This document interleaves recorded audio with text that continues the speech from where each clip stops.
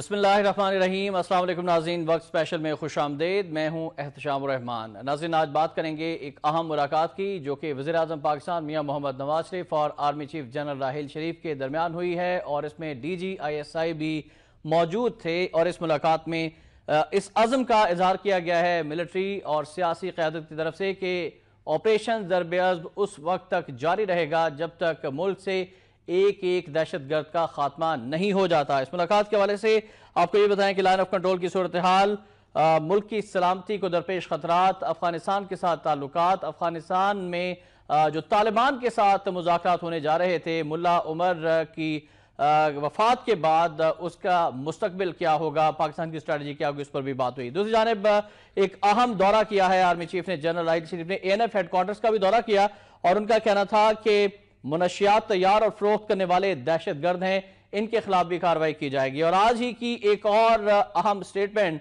वफाकी वज़ीर दाखिला चौधरी निसार अली खान की जानिब से है, जिन्होंने कहा कि मौजूदा आर्मी चीफ को हुकूमत, पाक फौज और पूरी कौम का मुकम्मल एतमाद हासिल है और यह मुमकिन नहीं कि चंद लोग मिलकर आर्मी चीफ को बदल दें।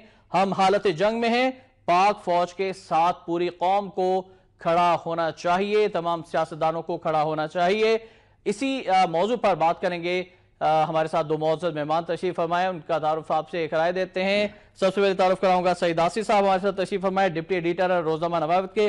सर अस्सलाम वालेकुम, आपको खुशामदीद कहता हूं। उनके बराबर में दिफाई तजियाकार ब्रिगेडियर रिटायर्ड गजनफर अली साहब तशरीफ फरमाए। ब्रिगेडियर साहब अस्सलाम वालेकुम और आपको भी खुशामदीद कहता हूं। और गुफ्तगू का आगाज सईद आसिफ साहब से मैं करना चाहूंगा। सईद आसिफ साहब, आज की मुलाकात और आर्मी चीफ का ANF हेडक्वार्टर का दौरा, फिर अमरीका के डिप्टी सेक्रेटरी हेडी ग्रांट ने भी आर्मी चीफ से मुलाकात की है, इस पर आपका सबसे पहले नुक्ता नजर जानना चाहूंगा। इस अज़म का इज़हार किया गया है कि दहशतगर्दी के खात्मे तक ऑपरेशन जारी रहेगा।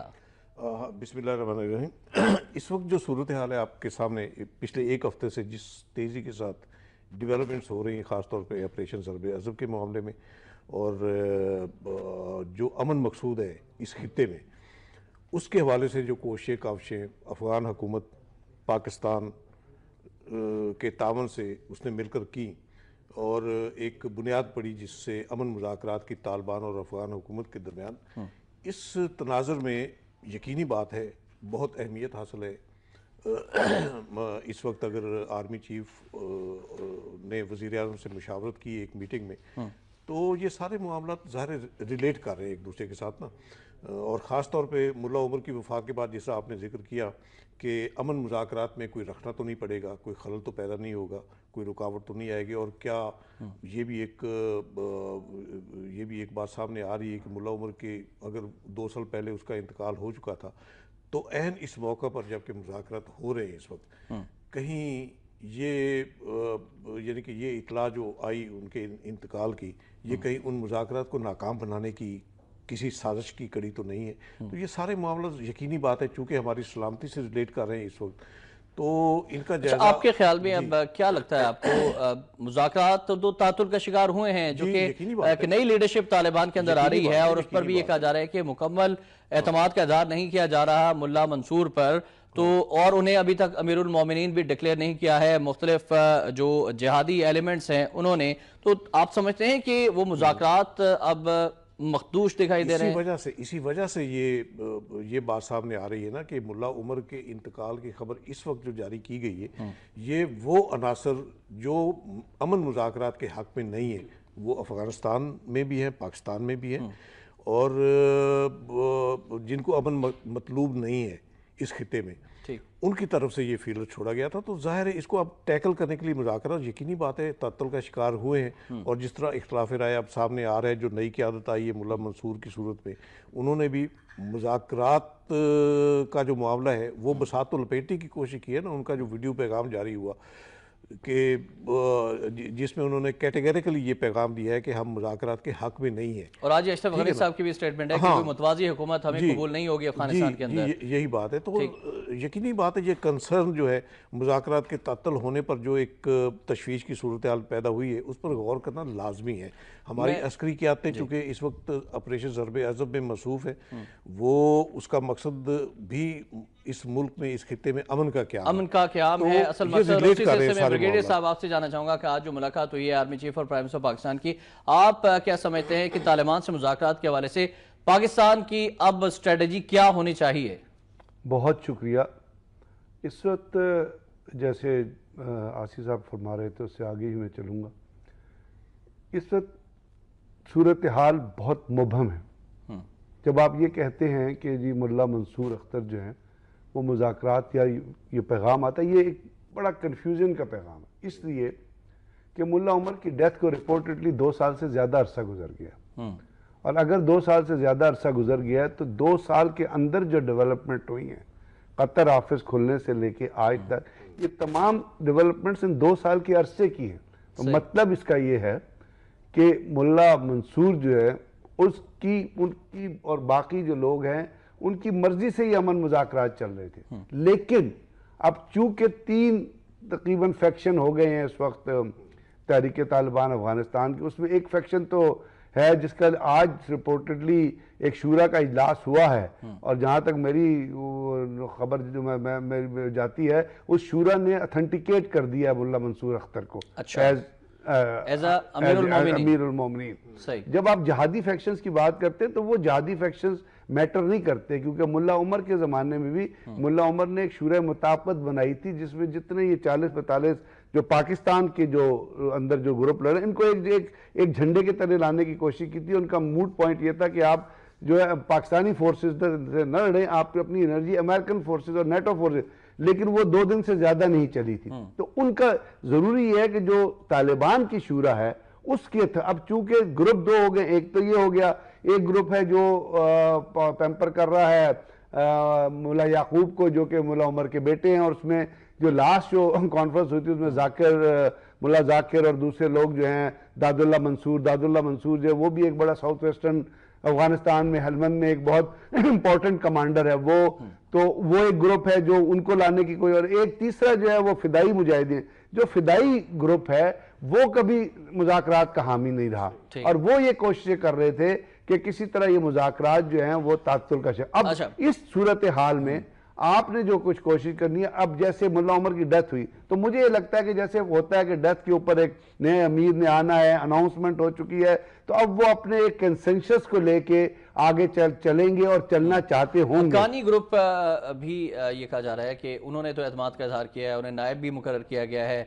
अब पाक फौज के हवाले से हम बात कर रहे हैं कि पाक फौज जिसने पहले कोशिशें की, पाकिस्तान की तरफ से कोशिशें की गई, फिर मरी के अंदर मुज़ाकरात हुए, अब हमारे लिए मुश्किलात क्या हैं? हम किस तरह से दोबारा तालिबान की नई क़यादत को मुज़ाकरात जलालुद्दीन हक्कानी की आपने बात की, तो जलालुद्दीन हक्कानी का जो बेटा उसका बहुत 4 साल पहले एक ऑडियो और वीडियो मैसेज आया था, उसने ये कहा था कि we are not in Pakistan, we are more safe in Kabul as compare to Pakistan. तो वो शिफ्ट हो गए थे अफगानिस्तान में।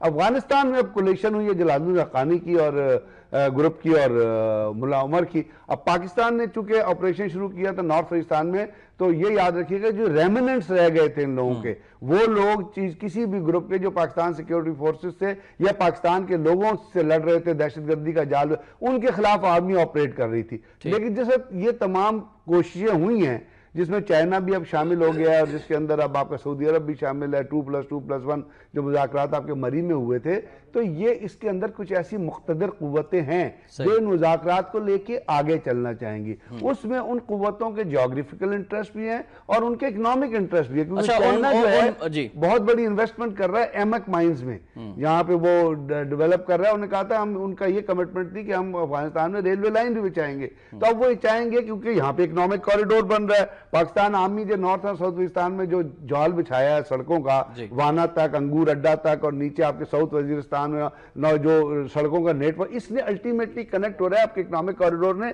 उसी नेटवर्क से जो आपको ऊपर से आ रहा है। मैं सईद आसिफ साहब से जानना चाहूंगा कि जिन कुव्वतों की तरफ इशारा किया ब्रिगेडियर साहब ने, कि कुछ कुव्वतें अभी भी हैं जो मुज़ाकरात को सबोताज करना चाहती हैं। आज अमेरिका की एक अहम शख्सियत डिप्टी सेक्रेटरी हेडी ग्रांट ने भी आर्मी चीफ से मुलाकात की, और उनका भी ये कहना था कि जो पाकिस्तान का किरदार है वो बहुत अच्छा है, अमेरिका की भी ख्वाहिश है कि अफगानिस्तान के अंदर अमन हो।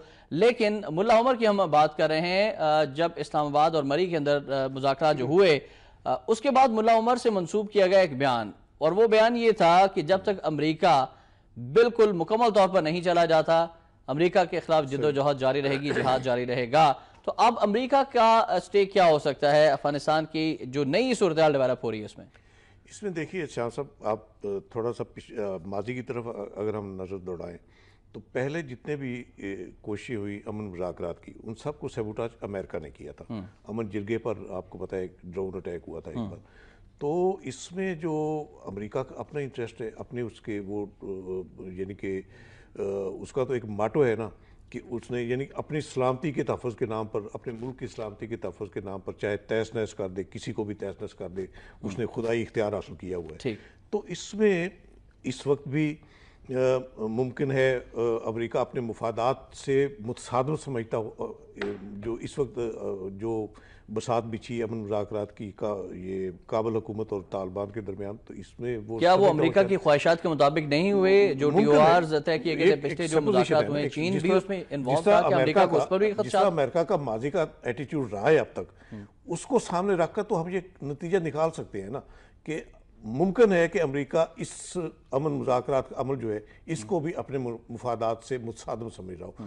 इसमें अभी देखिए कुछ इतलात ऐसी भी हैं कि अफ़गान हुकूमत में भी एक रिफ्ट है, एक टसल, एक कशमकश जो है ये अब्दुल्ला और अशरफ गनी के दरमियान जो शुरू से चल रही थी। अब्दुल्ला तो आपको पता है ना करजई, बिल्कुल सही, शुमाली था से उनका ताल्लुक भारत नवाज अब्दुल्ला है। उनका जो नाते अमेरिका के साथ अमेरिकी मुफादात के तहफ़्फ़ुज़ के हवाले से जो बात है, इनकी तो पूरी कोशिश थी ना कि अब्दुल्ला को लाया जाए, लेकिन ये तो अफ़गान अवाम की वजह से ये नाकाम हुई कोशिश। फिर रन ऑफ इलेक्शन हुआ तो उसमें फिर कंप्रोमाइज़ भी आना पड़ा इन्हें, फिर अब्दुल्ला को चीफ एग्जीक्यूटिव का मनसब देकर कंप्रोमाइज़ करना पड़ा।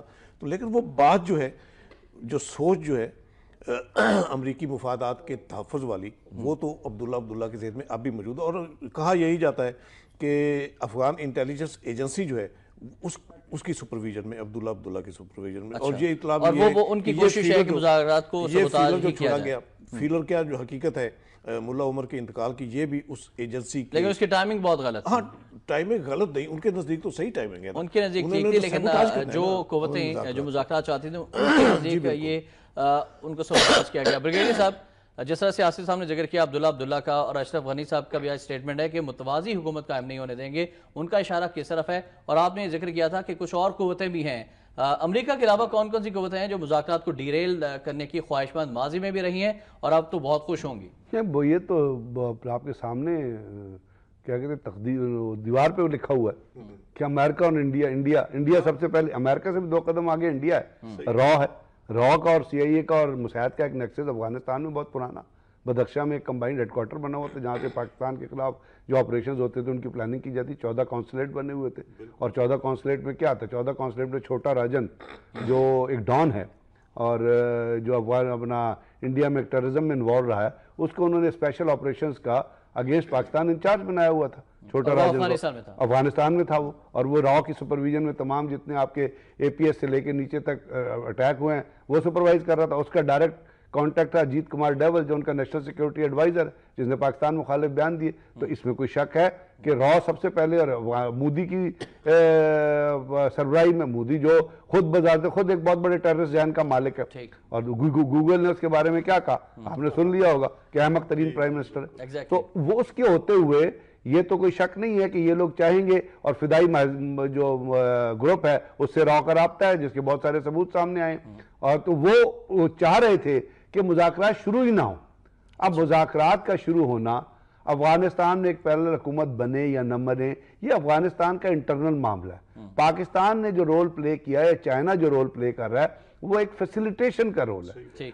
जो अमेरिकन ने जो तबाही की है अफगानिस्तान की इन 13 सालों में, वो तारीख में आप देखें तो इससे बड़ी स्टुपिडिटी, इससे बड़ी हमाकत और इससे बड़ा फेलियर आपको नजर नहीं आएगा। इसलिए कि वो कहते हैं कि जी हमने अफगान आर्मी ट्रेन कर ली है। आप यकीन करेंगे उन्होंने अफगान आर्मी का डेमोग्राफिक स्ट्रक्चर चेंज कर दिया। अफगानिस्तान में ज्यादा पश्तून है। आज जो अफगानिस्तान आर्मी की ज्यादा जो कमांड में लोग हैं 60% वो है ताजिक्स। तो उनका आपस में जो अफगानिस्तान एक हाइब्रिड फॉर्मेशन है जिसमें रिलीजियस एफिलिएशन भी है, जिसमें ट्राइबल एफिलिएशन भी है, जिसमें एथनिक एफिलिएशन, और आपने जो कुछ करना है इन तमाम 3-4 चीजों को सामने रख के करना है।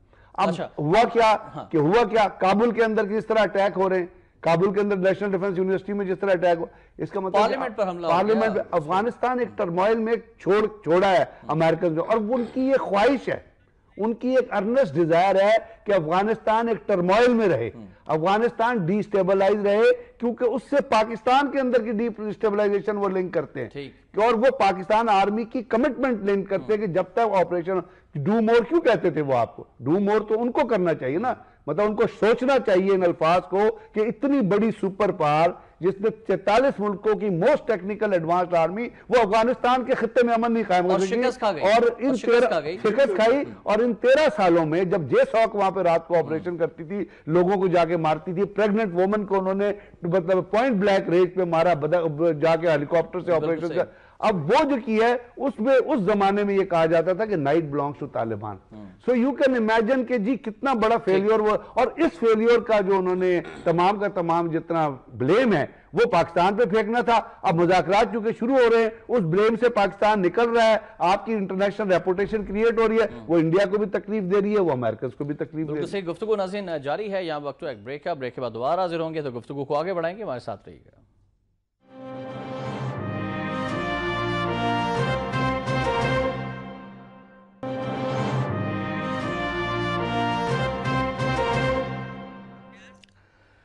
और स्पेशल में एक बार फिर आपको खुशामदीद कहते हैं नाज़रीन। चौधरी निसार का एक अहम बयान आज सामने आया, उन्होंने प्रेस कॉन्फ्रेंस की, और ये प्रेस कॉन्फ्रेंस एक ऐसे वक्त में हुई कि जब प्राइम मिनिस्टर पाकिस्तान से आर्मी चीफ की मुलाकात हुई, DGI भी उसमें मौजूद थे, अहम मामलात ज़ेर गौर थे। चौधरी निसार की स्टेटमेंट है कि आर्मी चीफ को हुकूमत, फौज और पूरी कौम का मुकम्मल एतमाद हासिल है, ये मुमकिन ही नहीं कि चंद लोग मिलकर आर्मी चीफ को बदल दें, हम हालत जंग में हैं, पाक फौज के साथ खड़ा होना चाहिए। और दूसरी एक और अहम डेवलपमेंट आज ये हो चुकी है कि चेयरमैन नेक्टा हामिद अली खान ने अपने ओहदे से इस्तीफा दे दिया है। नेक्टा जो कि दहशतगर्दी के खात्मे के लिए एक इदारा कायम किया गया सन 2009 के अंदर, 2013 में इसके इख्तियारात को मजीद बढ़ा दिया गया, लेकिन ये कहा जाता रहा कि नेक्टा के लिए बजट ज्यादा नहीं रखा जा रहा, नेक्टा को फाल नहीं किया जा रहा, और नेशनल एक्शन प्लान में भी इस चीज का जिक्र आया, लेकिन उस पर भी अमल नहीं हो सका। और अब हामिद अली खान साहब जो उनके नेक्टा के पहले चेयरमैन थे, उन्होंने ही इस्तीफा दे दिया है। सबसे पहले तो मैं सईद आसिफ साहब से जानना चाहूंगा, सईद आसिफ साहब, चौधरी निसार साहब ने जो बात की है कि पूरी कौम एतमाद कर रही है आर्मी चीफ पर, फौज का भी एतमाद है, हुकूमत का भी एतमाद है, और चंद लोग मिलकर आर्मी चीफ को बदल नहीं सकते, हटा नहीं सकते, तो उन्होंने किस तनाजुर में ये बात की है? शाम साहब, मुझे तो खुद इस यानी कि ये अगर तनाजुर की बात की जाए, किस तनाजुर में बात की है, तो मुझे खुद एक अबहाम नज़र आता है इस स्टेटमेंट में।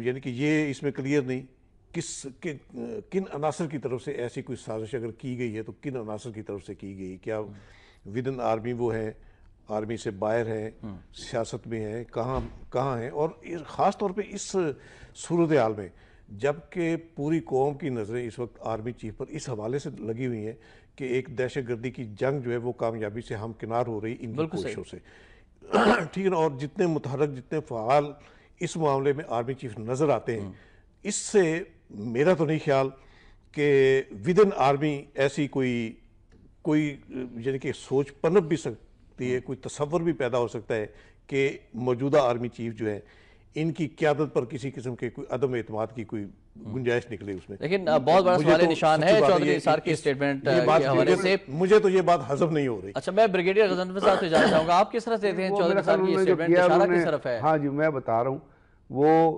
पिछले दिनों जो स्टेटमेंट्स आई हैं धरने के मुताल्लिक, और कल जो गलबन एक जियो पे नजम सेठी का प्रोग्राम कल या परसों कब चला होगा, जिसमें उन्होंने कहा कि जी जो धरने के दौरान DGI ने के ऊपर जो उन्होंने इल्ज़ाम तलाशी की है साबिक DGI के ऊपर, जहीर के ऊपर, कि जी वो आर्मी चीफ को हटाना चाहते थे, ये उनका स्टेटमेंट था जो टेलीविज़न चैनल पे चला। इससे पहले जियो ने जो हरकत की थी वो भी आपके सामने, तो ये कंटिन्यूटी में दूसरा इसके ऊपर बेस करके, और ये बार बार बहुत जगहों से ये आ रहा था, क्योंकि इमरान खान भी क्लैरिफिकेशन आज किसी प्रोग्राम में, मैंने भी आज ही देखा किसी प्रोग्राम में उनसे पूछा गया, पता नहीं किस के जी आप वो कह, तो उन्होंने कहा जी इतना धरना अगर हो सकता है जो भी भारत, तो ये जो चंद चीज़ें, एक और तीसरी चीज़ है जो अल्ताफ़ हुसैन की जो स्टेटमेंट उसने कल दिया कि पता नहीं परसों दी, उन्होंने कहा कि जी हम इंडिया के रिलेशंस के बारे में और आर्मी के बारे में रिपीटेडली देते अमेरिका में उन्होंने खिताब किया और ये कहा कि पाकिस्तान के अंदर नेटो फोर्सेस आने चाहिए, हमारे कारकुन रिपीटेडली जो कहते हैं वो तो उनका खिताब डजंट मैटर, लोग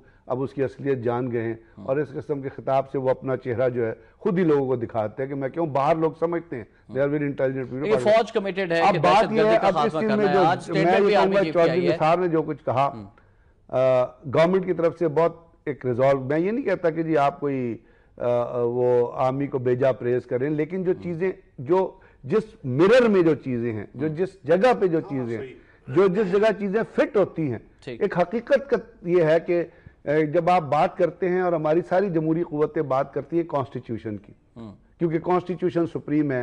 आप किसी की तरफ भी जाएं वो आपको 2 घंटे 3 घंटे 4 घंटे आराम से कॉन्स्टिट्यूशन पे लेक्चर दे देगा, जानते हुए कि करप्शन खुद ही अमल नहीं करता, जानते हुए कि करप्शन कॉन्स्टिट्यूशन में नहीं है, वो आपको लेक्चर देगा, जानते हुए कि जी राइट ऑफ पब्लिक जो है वो जो आपने इंसानी हकूक, वो सबसे पहला, वो उसके बाद आपको लेक्चर देगा हर जगह फायरिंग करके लोगों को मार के। अब बात ये कॉन्स्टिट्यूशन की, कॉन्स्टिट्यूशन ये कहता है कि आप किसी अदारे पे उंगली नहीं उठा सकते जो पाकिस्तान की, चाहे सलामती के लिए, अदलिया हो गई, मीडिया हो गया।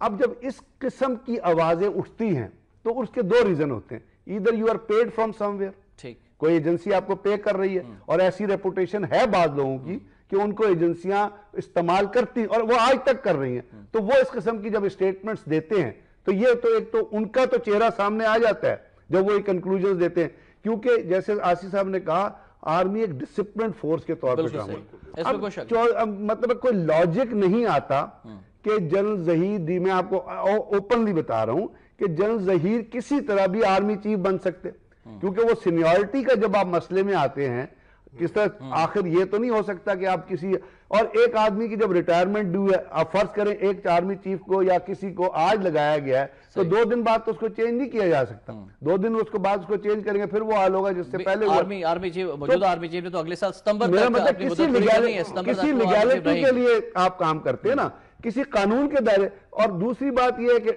जो वो आप DGISI हैं, इससे बड़ी आपको कौन सी अपॉइंटमेंट चाहिए और आप क्यों चेंज करेंगे? इसका मतलब जो आदमी कह रहा है उसके जहन के अंदर कोई ना कोई नफरत या कोई ना कोई खन्नास पोशीदा है। ये खन्नास सियासतदानों के अंदर, ये जो मुल्क के अंदर भी बैठे हैं और मुल्क से बाहर भी बैठे हैं, जिनके करप्शन के सामने आ रहे हैं, कुल के सामने, और he is paid by somebody to express these words, और उसकी रेपुटेशन है कि वो माजी में उसको पेमेंट होती रही है, वो एजेंसियों के इशारों पे खेलता रहा है। जो भी ये कह रहा है, मैं बिला तफरीक कह रहा हूं, जो भी ये कह रहा है, इसका मतलब क्योंकि लॉजिकली अगर आप अक्लमंद जहन से सोचें, अगर आप सोच रखते हैं, अगर आप विजन रखते हैं, अगर आप पढ़े लिखे, सही पढ़े लिखे, जाहिल नहीं है, तो आपको ये समझ आएगा कि इस किस्म की तब्दीलियां किसी सिनेरियो में हो नहीं सकती। ये वज़ीर दाखिला के बयान पर बड़ा अच्छा तजिया पेश किया है साहब। आप इसी को इंडोर्स करना चाहता हूं मैं, ब्रिगेडियर साहब ने बहुत अच्छी बात की। असल में मुझे जो थोड़ा सा नजर आता है ना, ये खन्नास वाली जो बात की तो अगरचे चौधरी निसार साहब की जो स्टेटमेंट है उसमें एक उनका अखलास टपकता नजर आता है कि हम ये कोई ऐसी साजिश जो है वो कामयाब नहीं हो सकती, लेकिन बात ये है कि आप ये पैगाम किसको देना चाहते हैं? अगर कोई ऐसी बात थी तो इसे पब्लिक करने की क्या जरूरत है? इससे कोई अंदर की एक जो है ना, एक जो अंदर एक ख्वाहिश होती है, जो जाहिर है जिस आपने भी कहा कि सियासतदानों में ऐसी ख्वाहिश होती है, तो ये उस ख्वाहिश और बहुत सारे सियासतदान ऐसे हैं जो बयान देने के बाद फौज के खिलाफ बयान देंगे, वो मुल्क से बाहर भाग चुके हैं। ऐसी बात को पब्लिक करने का मकसद जो है वो उस ख्वाहिश का इजहार होता है जो ऐसी तब्दीली के लिए की जाती है। और अगर ये बयान देना था चौधरी साहब ने, तो उन चंद अफराद का नाम भी बता देते हैं कि वो नामुनासिब भी है ऐसी किसी बात को लाइमलाइट पे लाना। ये यकीनी बात है मुसल्लह अफवाज का जो डिसिप्लिन है वो टैकल कर लेते हैं, पहले भी ऐसी साजिशें अफवाज के अंदर होती रही हैं और वो टैकल होती रही हैं बर वक्त। कोर्ट मार्शल का जो है मामला, ये कई मामला हमारे सामने है, तो इसमें और मौजूदा आर्मी चीफ तो माजी के तमाम बहुत डिफरेंट हैं, उन्हें जितनी वज़ीराई अवाम के अंदर हासिल है वो पाकिस्तान की तारीख में आज तक किसी आर्मी चीफ को नहीं मिली। इसमें ये जरूर है, हम खुद भी यानी कि नाकद होते हैं इस हवाले से, खास तौर पे जब आर्मी चीफ की जो एक्टिविटीज़ हैं उनमें एक कोई उनके पॉलिटिकली एक स्टेचर जो बनने की एक जो तासर बनता है उसके हम खुद भी नाकद होते हैं। लेकिन ये फ़ालियत जो है ये अगर मुल्क की सलामती के साथ रिलेट कर रही है, दहशतगर्दी के खात्मे के साथ रिलेट कर रही है, तो ये फ़ालियत सूदमंद है इस हवाले से कि एक फ़ौज में जो एक डिसिप्लिन की बात है जिसके तहत इस इदारे ने अपने फ़राइज़ अदा करने हैं, मुल्क की सलामती के तकाज़े निभाने हैं, मुल्क को दहशतगर्दी से पाक करने की जो जिम्मेदारी है वो भी मुल्क की सलामती के तकाजे निभाने वाली है ना।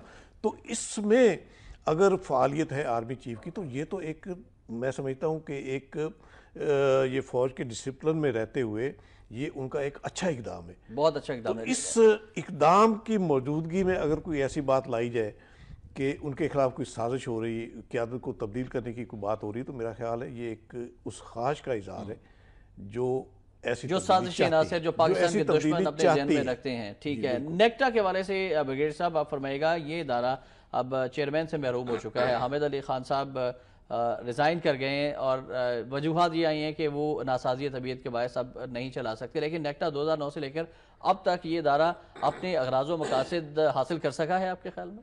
अगर मेरी नज़र में तो कोई फ़र्क नहीं पड़ेगा अगर वो इस्तीफ़ा दे गए। मेरा ख्याल अगर वो इस्तीफ़ा देगा नेक्टा को बंद ही कर दें, नेक्टा को बंद कर देना चाहिए, ज़रूरत कोई नहीं मतलब है, क्योंकि उसके अंदर कोई काम ऐसा हो ही नहीं रहा जिससे आप उसकी कोई प्रोडक्टिविटी देखें। क्योंकि बहुत सारे जगह पे एक्सप्रेशन है कि जी जो अदारे हैं वो अपना, जो बाकी एजेंसियाँ हैं वो अपना काम कर रही हैं और उनके अंदर दरमियान राब्ते मौजूद हैं। तो अगर नहीं ज़रूरत है और नेक्टा अभी तक फॉल ही, क्योंकि किसी अदारे को वजूद में आते हुए 10 साल तो नहीं लगते ना, और आप फिर उसको बजट भी ना दें। अमेरिकन के पास जाएं जो बहुत मोस्ट एडवांस नेशन है, जिस वक्त वारंट जब वो 9/11 हुआ था जो उन्होंने खुद ही करवाया था इसराइलीज़ ने, और उसके बाद जो तबाही वहाँ पे, अब तो वहाँ पे 200 के करीब थिंक टैंक बन रहे हैं जो ये इन्वेस्टिगेट कर रहे हैं कि 9/11 के अंदर जब हुआ था तो वहाँ पे एक्सप्लोसिव, वहाँ पे इसराइली क्यों नहीं, वहाँ एक्सप्लोसिव की बू क्यों आ रही थी, वहाँ पे अपना आर्किटेक्ट जो हैं वो ये इन्वेस्टिगेट कर रहे हैं कि बिल्डिंग इस तरह गिरी क्यों, क्योंकि अगर जहाज लगे तो बिल्डिंग कभी इस तरह गिर नहीं सकती है। वो ये इन्वेस्टिगेट कर रहे हैं कि सरिया जो मोल्ड हुआ है, अगर जहाज टकराते तो टेम्परेचर इतना नहीं पहुंच सकता था कि वो सरिया मोल्ड होता। वो इन्वेस्टिगेट कर रहे हैं कि वहां से एक्सप्लोसिव की बू क्यों आ रही, वो ये इन्वेस्टिगेट कर रहे हैं कि वहां पे छुट्टी क्यों थी, वो इन्वेस्टिगेट कर रहे हैं कि 9/11 का मालिक जो रोजाना 8 बजे वहां पे ब्रेकफास्ट करता था उस दिन क्यों नहीं कर रहा था। तो ये तमाम एंगल्स हैं जिसको बहुत सारी किताबें भी लिखी जा चुकी हैं, फिल्में भी बन चुकी हैं, बहुत सारे हक़ाइक़ भी सामने आ चुके हैं। लेकिन इसके बाद उन्होंने किया क्या, उन्होंने होमलैंड सिक्योरिटी फौरन बना दिया। अफगानिस्तान पे हमला करने से पहले सबसे पहले उन्होंने होमलैंड सिक्योरिटी का डिपार्टमेंट कायम किया।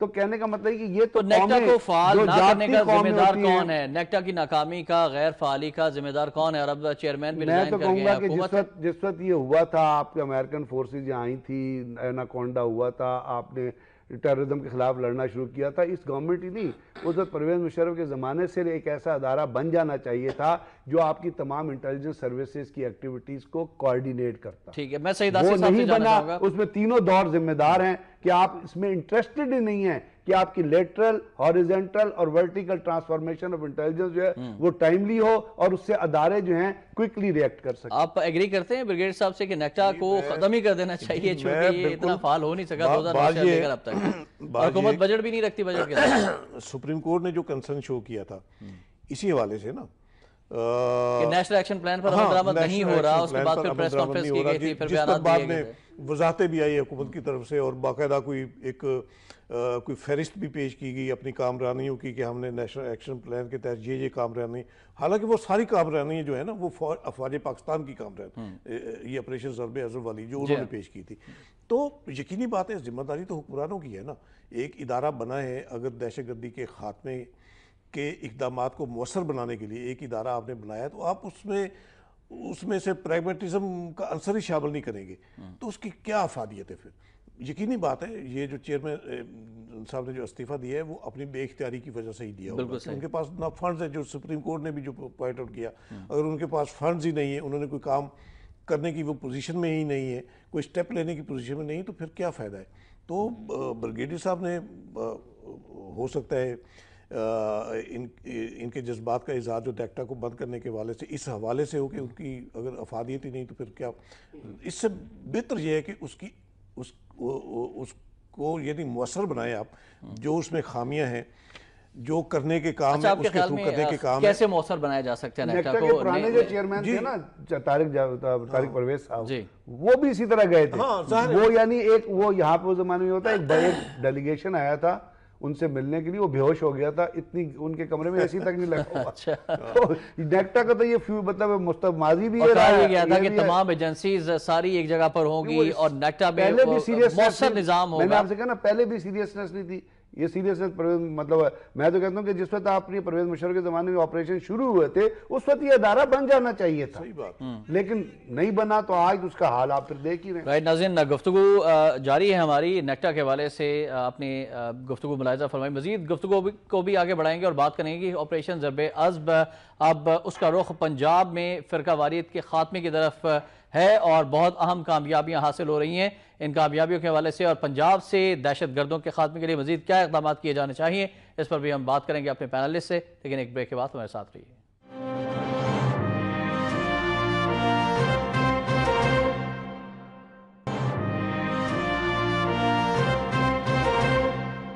वक्त स्पेशल में एक बार फिर आपको खुशामदीद कहते हैं। ब्रिगेडियर साहब से मैं जानना चाहूँगा कि ऑपरेशन ज़रब-ए-अज़्ब के हवाले से कुछ ब्रिगेडियर साहब नाज़रीन को बताइएगा कि बहुत अहम कामयाबियाँ हासिल हो चुकी हैं और अब ऑपरेशन पंजाब की तरफ भी आ रहा है।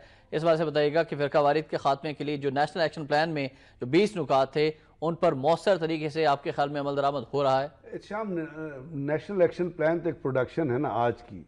आपका फ़िरका वारियत देखें, एथनिसिटी के ऊपर लड़ाई ये कब से जारी है? अगर आप फ़िरका वारियत पे जाते हैं तो ये शिया सुन्नी का जो फिनोमेना है, इसको कोई मेरा ख्याल जनरल ज़िया-उल-हक के ज़माने से लश्कर जंगवी जब वजूद में आया था उसके बाद से तो ये शुरू है। और इसके अंदर शियाओं ने यहाँ पे तहरीक नवाज़ फ़िक़्ह जाफ़रिया बनी थी, उधर सिपाही साहबा बनी थी, उन्होंने लश्कर जंगवी बन गया, उनका भी एक लश्कर बन गया, आपस में लड़ाइयाँ शुरू हुई और ये तमाम प्रॉक्सीज वार थी जो यहाँ तक आई। उसके दरमियान आपका टेररिज्म आ गया। अब ज़रब-ए-अज़्ब एक कंटिन्यूटी है उन तमाम ऑपरेशंस की जो इससे पहले अब सवात में कर चुके हैं, दीर में कर चुके हैं, दीर बाला में कर चुके हैं, खैबर 1 हो गया, खैबर 2 हो गया, औरंगज़ेब एजेंसी में हो गया, मोहम्मद एजेंसी में हो गया। फाइनली ये तमाम लोग शिफ्ट हो गए थे आपके नॉर्थ वजीस्तान में और नॉर्थ वजीस्तान में आपका ऑपरेशन डिले हो रहा था, वो शुरू हुआ अल्हम्दुलिल्लाह। अब आप शवाल तक पहुँच गए। शवाल जो है वो फॉरेस्टेड एरिया है और फॉरेस्टेड एरिया में आप जो है वो टाइम ज़्यादा लगता है, उसको आपने कंबाइन किया खैबर 2 से और खैबर एजेंसी में मंगल बाग का जो इलाका था वो क्लियर किया। फिर आपने अपना ये नॉर्थ वजीस्तान का इलाका क्लियर हो रहा है। तो ये तो एक ऑपरेशनल सक्सेसेस हैं जो एक कमिटमेंट से जारी हैं, जो एक कॉन्टिन्यूटी में एक प्लान के तहत चल रही है। इसका दूसरा जो प्रॉन्ग था या इसका दूसरा जो एंगल था वो एंगल था आपके अर्बन एरियाज में ऑपरेशन कर। कराची में बहुत सारे इस किस्म के ऑपरेशन हुए, खासतौर पे जब कराची में वो सीआईडी में या उसमें एक होते थे चौधरी असलम, उन्होंने बहुत ऑपरेशन किए और बड़े कामयाब ऑपरेशन किए जिसके नतीजे में शहीद हुए। एक बुलेट प्रूफ गाड़ी अगर आप देते उसको तो शायद वो बच जाता, लेकिन नहीं दिया आपने क्योंकि औरों को चाहिए थी। इस किस्म के लोगों तो मरवा देते हैं ना। अब उसके साथ साथ आपने देखा पंजाब में पिछले दिनों ऑपरेशन एक हुआ जो मलक इसाक के खिलाफ और तो ये तमाम ऑपरेशंस इन इलाकों में आप फैसिलिटेटर्स के खिलाफ और उन स्लीपिंग सेल और सपोर्ट सेल्स के खिलाफ जब तक नहीं करेंगे। इसके साथ साथ एक बहुत अहम चीज है वो है आपका मनी लॉन्ड्रिंग का बिजनेस। बिल्कुल सही। मनी लॉन्ड्रिंग जो इस किस्म के एलिमेंट्स करते हैं वो मनी लॉन्ड्रिंग अल्टीमेटली इस्तेमाल होती है आपकी फैसिलिटीज प्रोवाइड करने में। वो फैसिलिटीज जो टेररिज्म को हवा देती हैं, टेररिज्म को स्ट्रेंथन करती हैं। एक एंगल उसका हुआ है। दूसरा आपने बताया ड्रग पेडलर्स जितने हेडक्वार्टर का दौरा भी किया। तो ये तमाम एक कंबाइंड स्ट्रेटजी के तौर पे जब तक आप नहीं करेंगे और ये तमाम साइबर क्राइम इसका एक बहुत बड़ा इंपॉर्टेंट एलिमेंट है। कहते हैं FIM को फॉल करें। आपका इमिग्रेशन सिस्टम जो है एयरपोर्ट पे इमिग्रेशन सिस्टम, क्योंकि अभी कल ही परसों आप देख रहे हैं चौधरी निसार ने एक लिस्ट पेश किया कि पाकिस्तान के अंदर कितने फॉरेनर्स जो हैं वो बगैर ऑथेंटिकेशन बगैर तो इन किस्म के फॉरेनर्स जो आ रहे हैं या जो पाकिस्तान में बगैर वो मौजूद है उनके खिलाफ आप तो बहुत सारे एंगल हैं। ये नेशनल एक्शन प्लान के मरूम में मिन्नत नहीं है, ये आपकी सोच के मरूम में मिन्नत है। वो सोच जो आपकी लीडरशिप के अंदर मौजूद होनी चाहिए। ये दुनिया में ये चीजें होती हैं, तो अगर आप इनको रेप्लिकेट करेंगे अपने मुल्क में और इन चीजों को एक दूसरे से कंबाइन सेंट्रली करेंगे, जिसके लिए एक बहुत ऐसे जरूरत है अहम अदारे की, नेक्टा टाइप की या कोऑर्डिनेशन सेल की, तो आप फिर तब कामयाबी की तरफ, अल्टीमेट कामयाबी की तरफ जाएंगे। अल्टीमेट कामयाबी किस तरह से हासिल कर सकते हैं? ब्रिगेडियर साहब ने उस पर अपनी तजावीज़ दी हैं कि नेक्टा जैसे अदारे होने चाहिए, उनको फाल करना चाहिए, उनको इस तरह से बेजारो मददगार नहीं छोड़ देना चाहिए। ऑपरेशन ज़रब-ए-अज़्ब के हवाले से सबसे पहले मैं आपकी भी राय जानना चाहूँगा। और अब जब ऑपरेशन ज़रब-ए-अज़्ब कराची में तो हमने देखा दहशत गर्दों के खिलाफ, बत्ताखोरों के खिलाफ और जो करप्शन माफिया उसके खिलाफ, अब मनशियात फरोशों के खिलाफ, स्मगलर्स के खिलाफ भी ऑपरेशन शुरू हो गया। फिर फ़िरका वाराना जो सरगर्मियों में मुलविस रहे। तो आप समझते हैं कि आर्मी चीफ की डायरेक्शन बिल्कुल दुरुस्त है और इंशाल्लाह बहुत जल्द पाकिस्तान से फिरका वारियत का भी खात्मा हो जाएगा? देखिए जी, पहले जब यानी कि जब से ऑपरेशन शुरू हुआ है, ऑपरेशन ज़रब-ए-अज़ब, उस वक्त से अब तक बेशुमार बार ऐसे दावे सामने आए कि हमने दहशतगर्दों की कमर तोड़ दी है। फिर ये कहा जाता था कि आखिरी दहशतगर्द के मारे जाने तक हमारा जो अज़म है उसमें कमी नहीं होगी, जंग जारी रहेगी। लेकिन कौम को एतबार नहीं होता था। एतबार इसलिए नहीं होता था कि इन दावों के बावजूद दहशतगर्दी का नासूर जो है वो उसी तरह फैलता हुआ नज़र आ रहा था। उसी तरह दहशतगर्दी की वारदातें हो रही थी, उसी तरह खुदकुश हमले हो रहे थे। अब पहली बार जो है ना, इस वक्त जो है जिस सूरत के साथ ये कामयाबियाँ हासिल हो रही हैं, इस एक हफ्ते के दौरान आप देखिए स्टेप बाय स्टेप ठीक। जिस तरह वाक़यात हुए हैं दहशतगर्दों को नकेल डालने के, जिस तरह एक कैजुअलिटीज़ हुई हैं दहशतगर्दों के सरगनाओं की, उससे अब पहली बार कौम के एतमाद में मजीद इजाफा हुआ है। एतमाद भी और इत्मीनान भी आप समझे कि ये महसूस और मुल्क हो रहा है में कि अब नजर आता फिर है वाक़या- अल्हम्दुलिल्लाह कि फिर मुल्क अमन वाक़या और अमान की सूरत इस हाल बेहतर हो रही है और ऑपरेशन मजीद अमन की ज़रब-ए-अज़ब तरफ के जा जरिए रहे जो हैं। है दहशतगर्दों की कब्र टूट रही है। फिर वाक़या इस वक्त कौम के जहनों में थोड़ा सा एक ये इत्मीनान की कैफियत है और बिला इम्तियाज भी बात जारी ये है। जिस आप ब्रिगेडियर साहब ने भी जिक्र किया एक फिरका वारियत के हवाले से, इसमें देखिए दुश्मन का एजेंडा तो है जो मुस्लिम उम्मा के इत्तेहाद को जो मुंतशिर यानी कि देखना चाहते हैं, इत्तेहाद नहीं होने देना चाहते, उनके अपने मकासद अपना माटो है, उसके तहत वो फिरका वारियत इंडक्ट करते हैं। ये उनका तो एजेंडा है, लेकिन हम अपने दुश्मन खुद भी तो है ना। इस फिरका वारियत को फ़रोग देने में हमारे अपने बरादर मुस्लिम ममालिक जो हैं उन्होंने भी तो अपना पार्ट प्ले किया हुआ है, उन्होंने भी तो फंडिंग की हुई है ना। तो ये वाकई एक लम्हा फ़िक्रिया है। मैं मिल बैठ कर इस वक्त सोचने की ज़रूरत है कि अगर हम खुद ही इत्तेहाद उम्मत के इत्तेहाद को पारा पारा करने के दुश्मन के एजेंडे को खुद ही हम पाया तकमील तक पहुंचा रहे हैं अपने नाकदनियों की वजह से, तो फिर हमें सोचना होगा कि फिर बिल्कुल सही। ऑपरेशन ज़रब-ए-अज़ब के हवाले से महज पे नाज़रीन करेगा। गुफ्तगू आप सुन रहे हैं कि सैयद आसिफ साहब ने फरमाया, ब्रिगेडियर गवर्नर साहब का भी मौक़िफ़ है कि बहुत कामयाबी से जारी है, बिला इम्तियाज़ ये कार्रवाई जारी है। इसका फ़ायदा पाकिस्तान को हो रहा है, पाकिस्तान की मईशत को हो रहा है। लेकिन हमारा अज़ली दुश्मन भारत, उसको ये अमन रास नहीं है। वो मुसल्लह अफवाज को कभी टारगेट करता है, कभी हमारे सरहदों पर हमले किए जाते हैं, कभी मासूम शहरियों को मारा जाता है और बगल में छुरी मुंह में राम राम के मज़दाक ब्रिगेडियर साहब अब तो उन्होंने पहले पाकिस्तान को बदनाम किया, पहले हमारे सरहदों की खिलाफ वर्जी की, ड्रोन भेजे और अब वो मुज़ाकरात की बात कर रहे हैं। ये कह रहे हैं कि आपके मुशीर खारजा आ जाएँ, उनसे हम बात कर लेते हैं। तो फ़ौज किस तरह से देख रही है भारत के साथ ताल्लुकात को मौजूदा हुकूमत के लिए? ये शाम भारत तो हमारा दुश्मन है ही, उसने तो हमारे खिलाफ बात करनी। दुख इस वक्त होता है जो हमारे अपने लोग अपने अदारों को टाल, उनके बारे में आप क्या कहेंगे? उनको आप क्यों नहीं एक्सपोज करते? ठीक, उनको एक्सपोज करना चाहिए ना। बिल्कुल सही। जो अपने लोग जो आपके अदारों के खिलाफ बात कर रहे हैं, अगर सोचने की बात यह लम्हे फिक्री है, अगर भारत भी रॉ भी हमारे अदारों के खिलाफ बात कर रही है और हमारे मुल्क के अंदर अपने लोग अदारों के अंदर तफरीक पैदा करने की इंडिविजुअल्स के अंदर तफरीक पैदा करने की, अदारों को लड़ाने की, उनको साजिशों में घसीटने की कोशिश कर रहे हैं, तो मतलब तो उनका फिर लिंक हो गया भारत के साथ ना। बिल्कुल सही कि वो भारत के ज़्यादा अपना चहीते हैं या वो भारत की लाइन टो करें। तो ऐसे लोगों को क्या माशरे में, क्या इस मुल्क में रहने का हक है? सजाएं देनी चाहिए ऐसे लोगों को। हम उनको क्यों नहीं एक्सपोज करते? ये तो एक बात है। सैयद आसिफ साहब, चले ब्रिगेडियर साहब से गुफ्तगू को हम मजीद करेंगे, लेकिन आप किस तरह से देखते हैं जो मौजूदा हुकूमत की पॉलिसी है? इस पर हम तनकीद भी करते रहे हैं अक्सर कि नवाज शरीफ साहब बहुत ख्वाहिशमंद है कि ताल्लुकात बहाल हों, स्टेटमेंट भी आती है, उधर से बम आते हैं, इधर से फिर आमों की पेटियां भी जाती हैं। लेकिन पाक फौज की स्ट्रेटजी क्या है? हुकूमत और पाक फौज भारत के साथ ताल्लुकात के हवाले से आप समझते हैं कि एक ही लाइन पर है, एक ही पेज पर है? इस वक्त इस पर बहस करना कि पाक फ़ौज और हुकूमत जो है इस एक पेज पर इस इशू पर, ये थोड़ा सा एक नाजुक इशू है। बात यह है कि हम इंडिया की जो अज़ाइम है, ख़ास तौर पे मोदी के दौरे हुकूमत में, वो तो किसी से अब ढके छुपे नहीं है ना। पाकिस्तान की सालमियत के ख़िलाफ़ जो सिर्फ अज़ाइम का इजहार नहीं करते बल्कि स्टेप्स भी लेते हैं।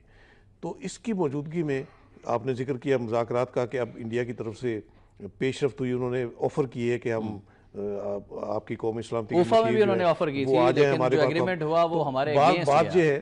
बात ये है कि आज तक किसी भी स्टेज के मुज़ाकरात सैबोटाज किसने किए। अगर उन मुज़ाकरात में के एजेंडे में अगर कश्मीर शामिल नहीं तो उन मुज़ाकरात का फ़ायदा क्या है। यही एक अच्छी बात है। और फौज की भी ये अच्छी बात ख्वाहिश मैं समझता है हूं कि जब तक मसला इस कश्मीर वक्त- को शामिल नहीं जी, किया जी, जाएगा इस ये वक्त जो मुज़ाकरात मुस्बत कामयाब सोच- नहीं हो सकते, इस इससे वक्त मसला जो कश्मीर मुस्बत को भी सोच शामिल किया जाए। अस्करी क़यादतों के अलावा हुकूमत की सतह पर भी जो मुस्बत सोच नज़र आ रही है, जिसका इजहार भी हो रहा है, ख़ुद सरताज अजीज़ साहब इसका इजहार कर चुके हैं कि कश्मीर के एजेंडे के बगैर भारत से मुज़ाकरात कतई नहीं होंगे। ये यानी कैटेगरिकली ये स्टेटमेंट्स आ चुकी हैं हमारे दफ्तर खारजा की तरफ से भी। तो अब अगर उन्होंने बुलाया है कौमी सलामती के मशीर को, तो अपना एजेंडा उन्होंने खुद तय कर लिया कि ये मुज़ाकरात का एजेंडा होगा, तो यही तो सैबोटाज करने वाली बात है ना। उस एजेंडे में वो कश्मीर का जिक्र तो गोल कर जाएंगे। हमारे साथ मुशावरत से अगर एजेंडा होगा तो हम शामिल कराएंगे उसमें कश्मीर वो को। तो हमेशा से मुंबई ठीक है। मुंबई की बात तो करते हैं, हाँ, लक्ष्मी की बात करते यही बात हैं, है ना। उफा में भी तो ये ये- बातें की, लेकिन ये मुश्तरका तो एलामी में एक- कुछ भी नहीं, ये तो कश्मीर एक- का जिक्र एक तक नहीं ट्रैप था। समझिए आप, डी ट्रैक करने वाली बात है।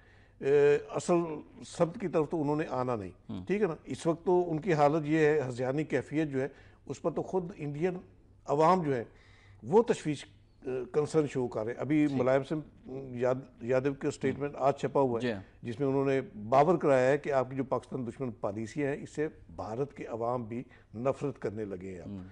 तो ये मेरा ख्याल है खुद भारत के अंदर से भी मोदी हुकूमत के खिलाफ आवाजें उठ रही हैं। आप अरुंधति राय की स्टेटमेंट पढ़े, उनकी थिंक हाँ, बरकत अरुंधति राय तो उन्होंने कहा कि जी it looks India is at war itself. एक अमन गंगोली वहाँ पे थिंकर है, उसका आर्टिकल पढ़े, उसने कहा भारत इसमें जो पॉलिसीज फॉलो कर रहा है वो फाशिस्ट पॉलिसी है। इसका मतलब है कि भारत को अपना जो कॉन्स्टिट्यूशन है वो सोशलिस्ट से चेंज करके फास्टिस्ट कर दे। ये भारत इस वक्त एक फास्टिस्ट स्टेट के तौर पे मोदी के अंडर जा रहा है, क्योंकि मोदी की जो सोच है वो 8 साल से ओरिएंटेड हुई है टेररिज्म की तरफ। आरएसएस का वो मेंबर रहा।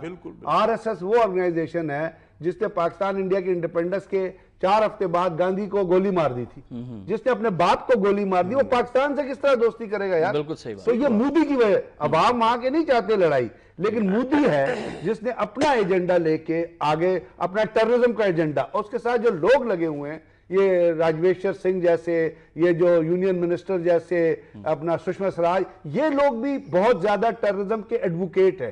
ये सेफ्रॉन और हिंदुत्व की जो लहर है वहां पे, और जिस तरह वहां पे वो कर्नल पुरोहित जिसने समझौता एक्सप्रेस में आरडीएक्स राजौरी से चोरी करके इंडियन आर्मी से मिलके, तो इंडियन आर्मी का और जो मोदी का और जो रॉ का नेक्सस है, ये एक टेररिस्ट नेक्सस है इस वक्त इंडिया में, जो न सिर्फ भारत के अवाम को खा रहा है, क्योंकि आपको पता है राहुल गांधी ने क्या स्टेटमेंट दी थी किसानों के बारे में, और जैसे अभी उन्होंने कहा मुलायम सिंह यादव, तो ये अपने लोगों को भी खा रहा है और ये खित्ते को भी तबाह बर्बाद करना चाहता है सिर्फ एक चीज पे, और वो है टेररिज्म और वो है हिंदुत्व फिलॉसफी के। राइट, बहुत शुक्रिया आपका ब्रिगेडियर गजनत साहब, आपकी तशरीफ आवरी का। सईद आसिफ साहब आपका बहुत शुक्रिया। नाज़रीन, इस प्रोग्राम में हमने बात की ऑपरेशन ज़रबेस्ट के हवाले से, अफगानिस्तान में क़याम अमन के लिए जो पाक फ़ौज की कोशिशें हैं उस पर हमने बात की, और आर्मी चीफ जिस तरह से एक्टिवली अपना किरदार अदा कर रहे हैं ताकि मुल्क के अंदर अमन व अमान कायम हो, और जो चैलेंजेस पाकिस्तान को दरपेश हैं उस पर हमने खुलकर बात की। और अहम बात यह है कि वज़ीर-ए-आज़म नवाज़ शरीफ और आर्मी चीफ जनरल राहिल शरीफ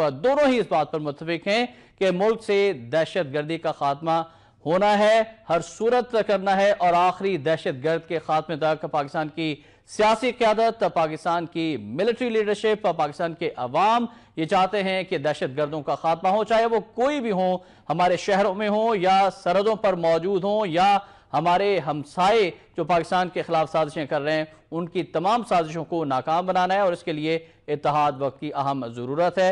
एहतशाम रहमान को इस दुआ के साथ कि पाकिस्तान का अल्लाह ताला हामी नासिर, इजाज़त दीजिएगा। अल्लाह हाफ़िज़।